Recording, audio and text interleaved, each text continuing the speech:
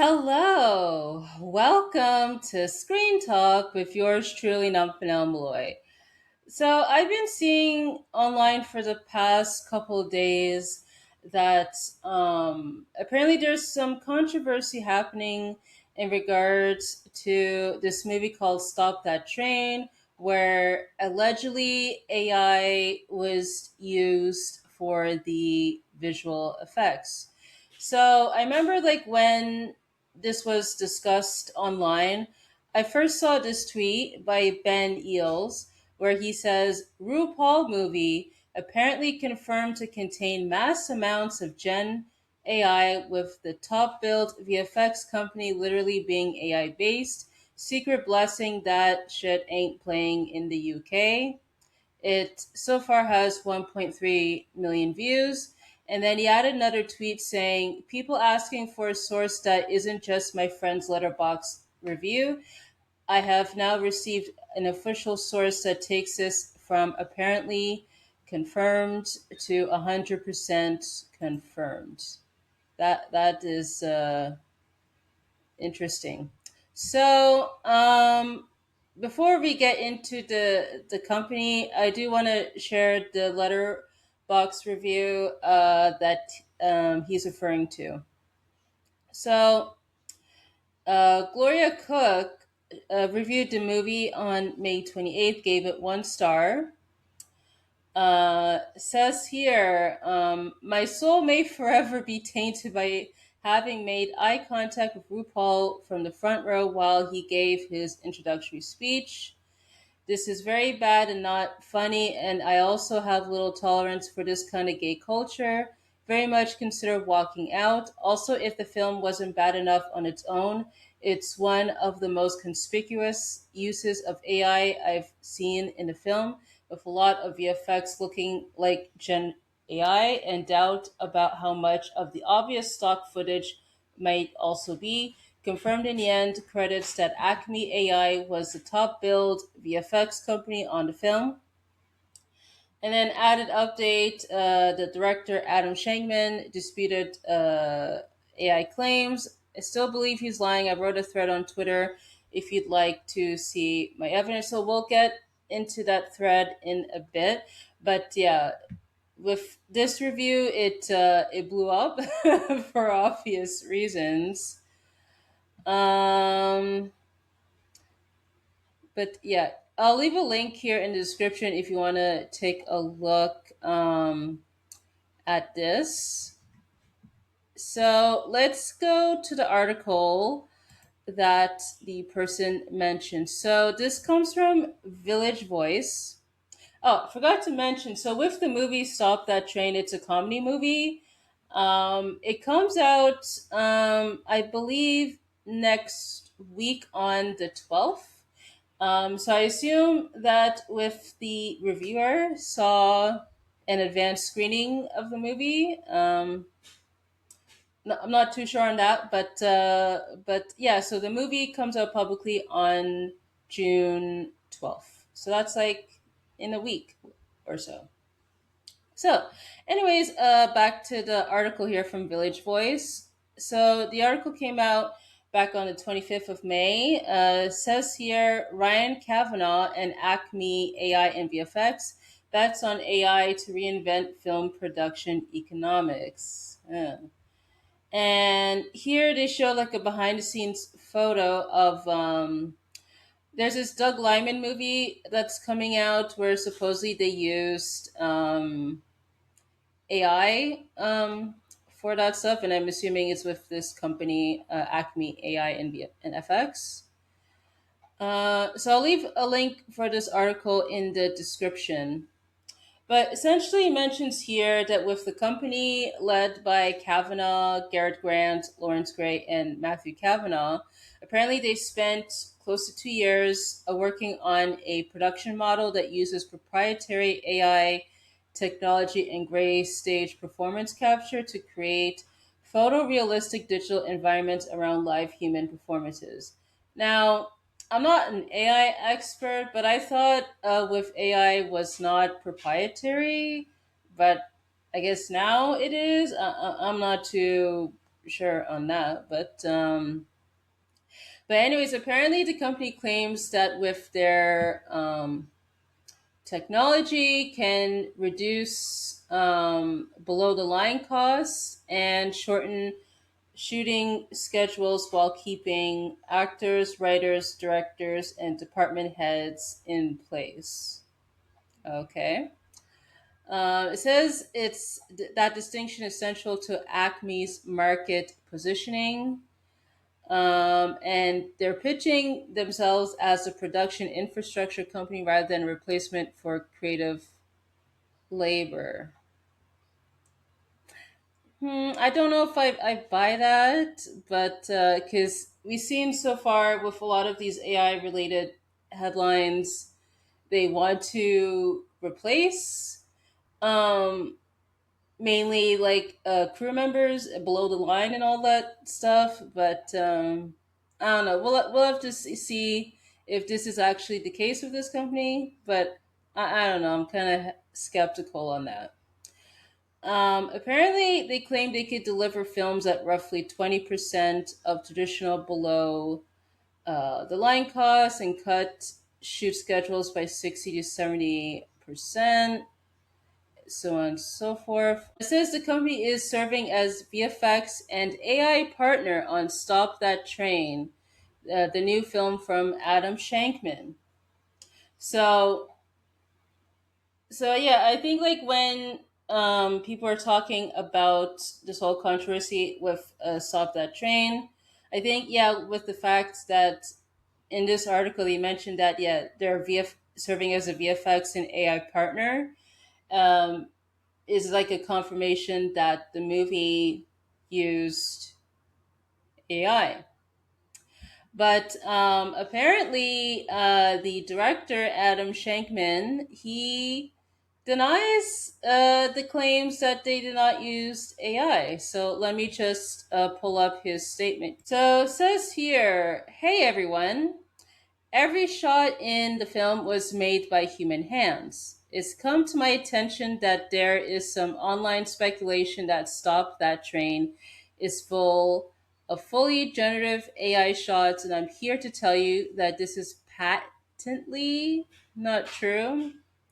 There are a sum total of zero shots conceived by AI in the movie. We employed hundreds of VFX artists who all killed themselves getting this out for release, and not one job was taken out of human hands. The movie is a fully human made piece of joy and laughter. Take it in and enjoy it, y'all. We need the laughter. Love, Adam." I mean, in general, yes, like we do.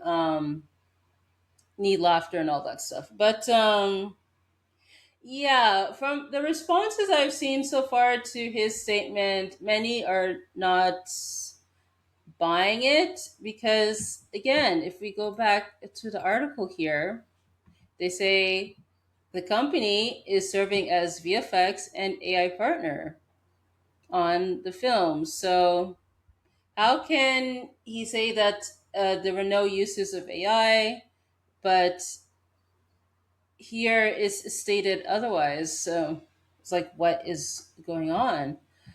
Um, and if you go like on IMDb, scroll down with the credits to the visual effects section, you see, yeah, like there's a lot of mentions for bot VFX, which they seem to be like a typical VFX company. And also too, you have Acme AI and VFX. They're listed a few times in this section here. So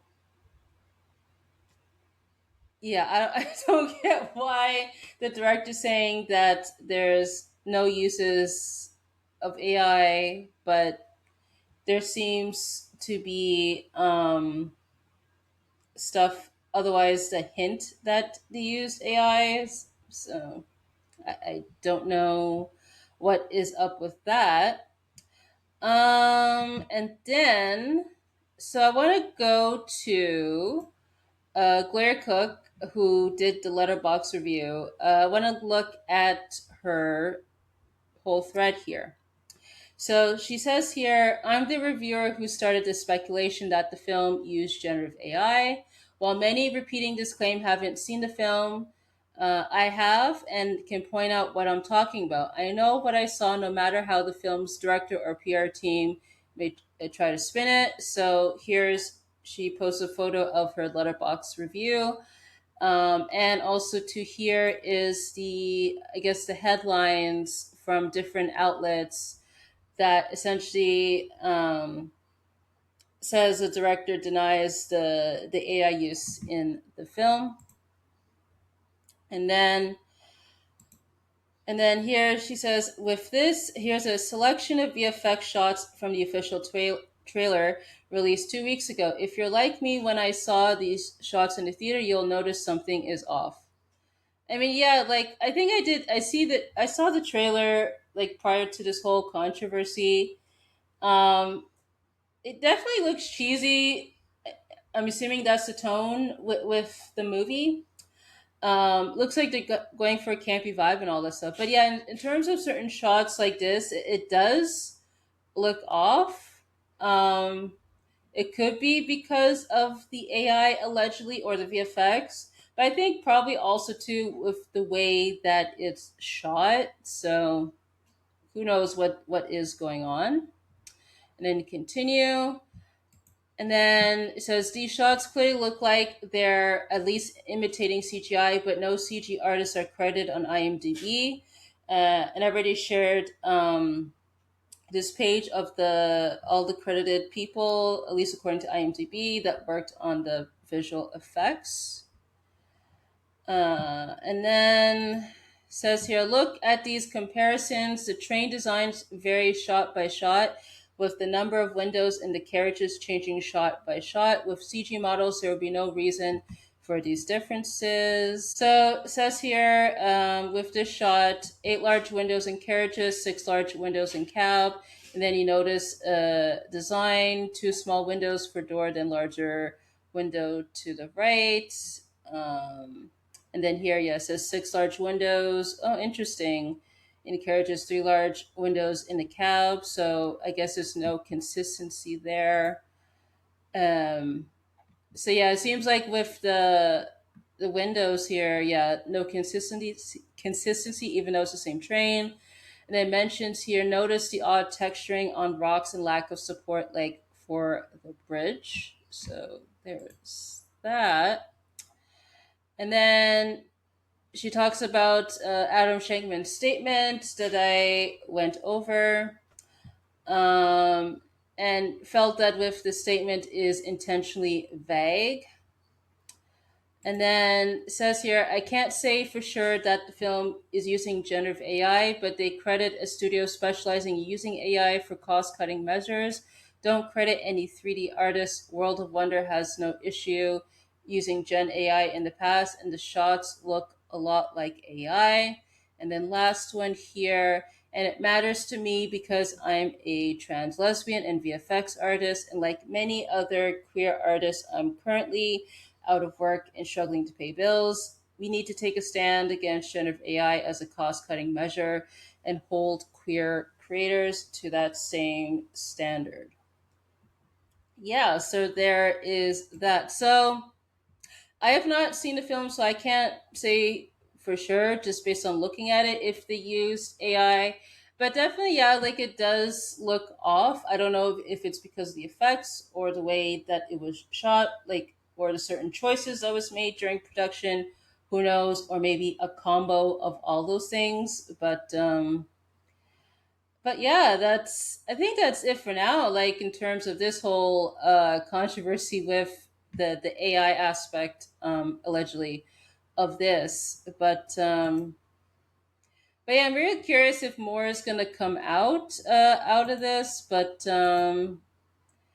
yeah, I imagine like when the movie comes out, probably this will be discussed more. Is my bet. But yeah, there it is, right there. So that's all what I have to share for you in regards to the controversy with Stop That Train, in regards to the alleged use of AI. Let me know in the comment section what you think about all of this stuff. Also, too, if you want to support me, you can visit buymeacoffee.com/Nomfanelo, where you could donate and also to look at exclusive posts there. Um, Also, too, I do have a community tab here on my YouTube channel. So if you subscribe to the channel, feel free to leave comments there as long as it's under YouTube guidelines, or community guidelines, sorry. And if you want to follow me on social media, my links are in the description. I want to say thank you so much for tuning in, and I hope to catch you on the next one.